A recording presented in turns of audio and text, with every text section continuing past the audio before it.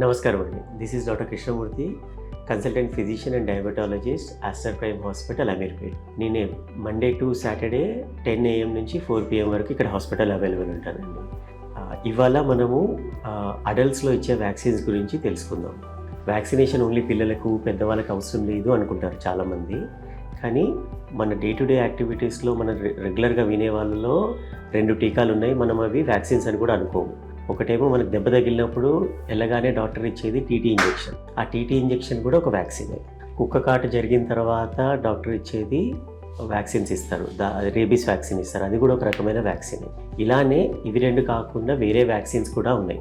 రెగ్యులర్గా మనం పెద్దవాళ్ళు తీసుకోవాల్సిన వ్యాక్సిన్స్ ఏంటి అంటే హెపటైటిస్ బి వ్యాక్సిన్, అది మనల్ని లివర్ ఇన్ఫెక్షన్ నుంచి, లివర్ సంబంధించిన క్యాన్సర్ నుంచి ప్రొటెక్ట్ చేస్తుంది.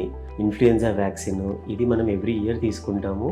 సీజనల్ ఇన్ఫ్లూ నుంచి మనల్ని కాపాడుతుంది, న్యూమోనియా నుంచి మనల్ని కాపాడుతుంది. ఇవి కాకుండా టైఫాయిడ్ వ్యాక్సిన్, ఇది ఒకసారి వ్యాక్సిన్ తీసుకున్నామంటే 4-5 years వరకు మనకు టైఫాయిడ్ నుంచి ప్రొటెక్షన్ ఉంటుంది. హెపటైటిస్ ఏ వ్యాక్సిన్ కూడా ఉంటుంది, అది కూడా కలుషితమైన ఆహారం నుంచి, వాటర్ నుంచి వస్తుంది.